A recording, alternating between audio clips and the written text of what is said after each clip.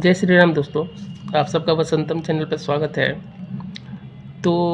Last video में हमने बात किया था कि 2026 जो है वो बिजनेस और स्टार्टअप्स जो भी एक टर्म आता है उसके लिए किस तरह का अपॉर्चुनिटी रहेगा। तो हमने बात किया था कि जब हम भारत से बाहर किसी देश को देखते हैं, कंपैरिजन तो इसी तरह होता है, तो उस बनिस्बत जो है भारत जो है जो बेनिफिट है भारत का, वो भारत के लोगों को ही मिलना चाहिए। ये लास्ट वीडियो में हमने बताया था। आज हम बात करेंगे कि हमें से जितने सारे एनर्जी मतलब यंग एनर्जी हैं या बिजनेस या कोई काम करने का तो कोई एज वैसे भी नहीं होता है, जो इस फील्ड में आना चाहते हैं, जो शुरू करना चाहते हैं, उनके साथ छोटी मोटी समस्या ये होती है कि उनको बताने वाला शायद कोई कम होता है। हालांकि अब तो इन्फॉर्मेशन कहीं से भी जा सकती है, मोबाइल से भी है, पॉडकास्ट है, इंटरव्यू होते हैं, दैनिक पेपर होता है, आपके दोस्त होते हैं, सर्किल होता है। इन सब चीज़ों से सीख करके ही हम आगे बढ़ते हैं। तो एक बात हमेशा ध्यान रखिएगा कि जो भी लाइफ में आप कुछ कर रहे हैं, अगर उसमें आप पॉजिटिव नहीं सोचेंगे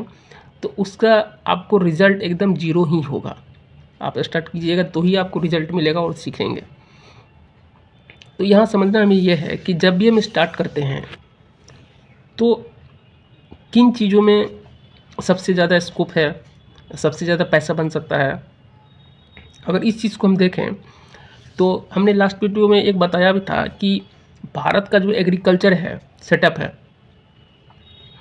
जिसमें कि गौ पालन भी आता है, मधुमक्खी पालन आता है, तो इन सब चीज़ों को तो ग्रुप के रूप में एक सामूहिक रूप से कर सकते हैं। लेकिन अगर इंडिविजुअल कोई एक व्यक्ति अगर कोई शुरू करना चाहता है तो उसके लिए सबसे अच्छा है कि आप किसी दुकान को शुरू कर सकते हैं। कोई जनरल स्टोर हो, कोई मेडिकल स्टोर हो, कपड़े का दुकान हो, ये बेसिक एक आदमी के लिए है। दूसरा चीज़ ये है कि अब यदि उसको थोड़ा बड़ा करना चाहते हैं, मतलब 1 से 2, 2 से 3, यानी चीज़ों को थोड़ा सा एक लार्ज स्केल पे लेकर जाना चाहते हैं, तो आपको मैंने बताया था कि एग्रीकल्चर से जुड़ा हुआ चीज़ जितने भी सारे हैं, जैसे कि हमारा एग्रीकल्चर प्रोडक्ट जितने भी आती है, चाहे आयुर्वेदिक के रूप में हो, कपड़ा के रूप में हो, जनरल स्टोर के रूप में हो, मेडिकल के रूप में हो, मेडिकल इक्विपमेंट के रूप में हो, या हमारे जितने भी सारे क्लॉथ्स आते हैं उसके रूप में हो, तो इन सारी चीज़ों को आप दुकान के रूप में कर सकते हैं। और दूसरा मैंने बताया था कि एक जो है कि हम कि भारत का जो इलेक्ट्रॉनिक क्षेत्र होता है, सौर एनर्जी का रूप में यदि हम देखते हैं, जैसे कि सौर ऊर्जा के रूप में हम लोग देख सकते हैं, तो उसका प्रोडक्ट का भी आप लोग स्टार्टअप्स कर सकते हैं। एक है कि ऑनलाइन का जिस तरीक़ा से प्रचलन बढ़ा है, यानी कि हम पर्यटन को भी ज़्यादा बढ़ावा दे रहे हैं और घूमने फिरने का शौक़ आजकल तो सबको है,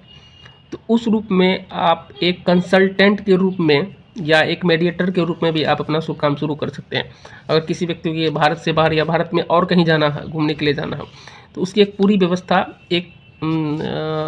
इंस्टीट्यूट के माध्यम से, मतलब कि आप अपने एजेंसी के माध्यम से स्टार्ट कर सकते हैं, उसे सर्विस प्रोवाइड कर सकते हैं। और ये टूरिज़्म का जो है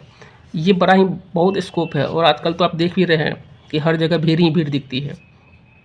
तो लोगों को तो वैसे भी इन्फॉर्मेशन का पता चलता है, लेकिन एक ढांचागत रूप से अगर बने तो इसमें आप सर्विस प्रोवाइड कर सकते हैं,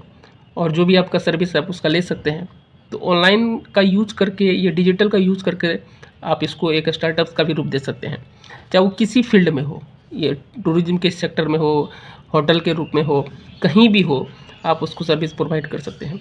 तो इन सारी छोटी चीज़ों को आप ध्यान में रखें। 2026 सभी के लिए होप है, और यहाँ से चीज़ें आप स्टार्ट कर सकते हैं और आपके लिए बेनिफिट भी होगा। इन्हीं चीज़ों के साथ जय हिंद, जय भारत, जय श्री राम।